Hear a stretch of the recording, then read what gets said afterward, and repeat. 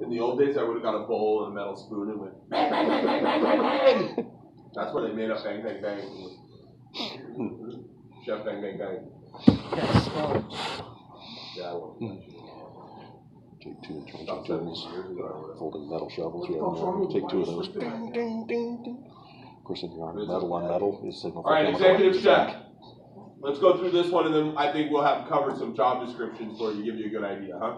What was his number one responsibility and duty, or her? Recruiting and hiring. Menu development. Oh yeah. What was the second one? Leadership, and third? Personnel, right? So those were the three main areas that they wanted him to focus on. Menu development. Let's read over this job description and see what we see here, okay? The chef is directly responsible for operation of the kitchen.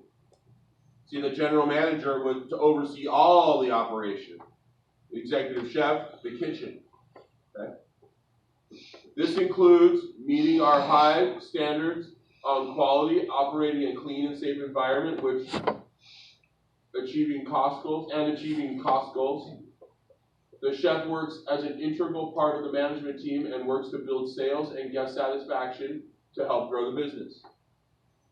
By doing great food, by accommodating customers, by making special orders, by getting the orders right when they ask for them, he's doing or she's doing the job correctly. Okay? Specific duties and responsibilities. Menu development. The chef will be responsible for developing a menu which satisfies the restaurant market needs. The recipes for the menu items, gross profit, profit margins, and plate presentation. So the person will know how to do all of the stuff that cost out the dish, figure the selling price out, figure out where to procure the ingredients to do the dish, if that's cost effective or not, if the dish is profitable or not, how to present it to make it look appetizing and exciting. Those are the main focuses. The menu will be changed and updated as necessary. Special menus for private parties, special dinners such as wine dinners, daily specials will be developed as necessary in a timely fashion. So this person will also have to be able to put a menu together quickly. Like, hey, we need a menu for the wine dinner. They want to buy a wine dinner. They need to know a price and a menu. Let's put something together real quick. You got a half an hour? Yeah. I got this one from last time for the editing. Right? A smart person would say that. Leadership.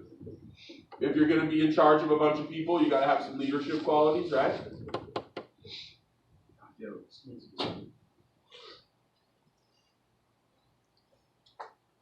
Sorry.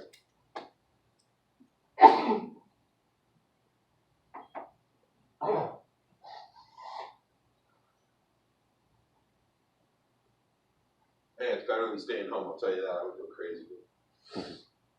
Leadership. The chef is directly responsible for creating a fun, clean, upbeat, and productive kitchen environment. Project a positive can-do attitude is required at all times. I think that's kind of like their company motto, huh? Fun and upbeat. Chef is responsible for development of the kitchen staff and all aspects of the kitchen operation, including but not limited to culinary knowledge, safety and sanitation, proper equipment operation, and guest awareness. The chef will also take the lead role in developing the menu, knowledge of the entire staff and management team. So that person will train the staff members how to make kakavin, how to do a chicken chasseur, how to make salmon and papayot.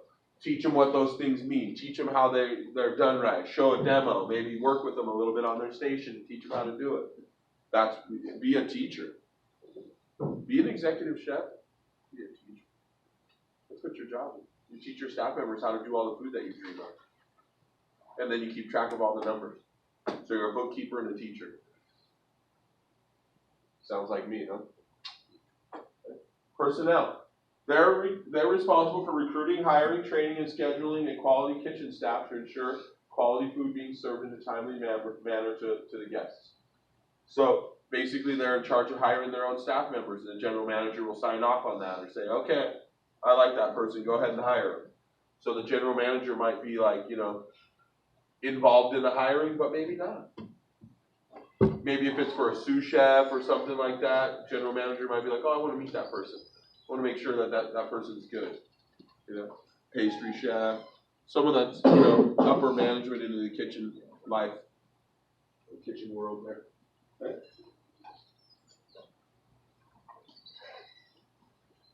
All right. So recruiting, maintain staff levels, blah, blah, blah. Ensure that employees' personnel files are kept up to date. Keep kitchen turnover to a minimum so it doesn't have a negative impact. Conduct exit interviews. Training, make sure they know how to use a knife right. Make sure they know how to clean up right. And then complete bi-yearly review of all the kitchen staff and maintain accurate paperwork for termination, counseling, disciplinary. Purchasing, the chef will be responsible for purchasing all food items, including seafood, dairy, produce, meat, all that. The chef will also be responsible for placing orders through our main supplier for any other area of the restaurant that might need food supplies such as fruit or dried goods for the bar.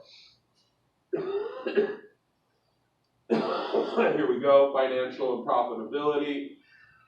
Responsible for working with the management team to maximize sales and profits through menu design and management of food and labor costs. Chef is expected to work with the management in analyzing food costs, kitchen labor costs, supply costs as it affects the kitchen. From this analysis, the chef is expected to develop and implement a game plan, control further cost issues. The chef will be responsible to produce a complete and accurate physical food inventory on a monthly basis or as necessary. Then there's a little bit more here. Freshness, proper food handling and storage, kind of like what was on the general manager's thing. Quality assurance.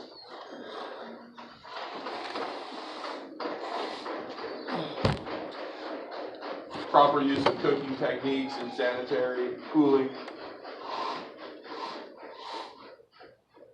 Able to train a large staff, able to work 10 to 14 hours a day. If you want to scroll down back here.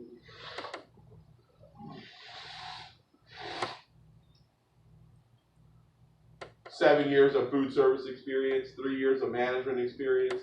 That was even more than a general manager, huh? The general manager, they just wanted 5 years of food service experience and 2 years of management. So the chef, maybe a little bit more detailed on management experience because they're going to be doing a little bit more actual managing of people or herding cats. Then the general manager just kind of has to go to the chef and the upper management people and say, hey, how come this isn't happening? And then, you know, shit rolls downhill. So now you got a sous chef. So it's just more of the same. More of the same. Okay? All right, take a break for 5 to 10 minutes or something. Let's get back together and we'll go through some other stuff.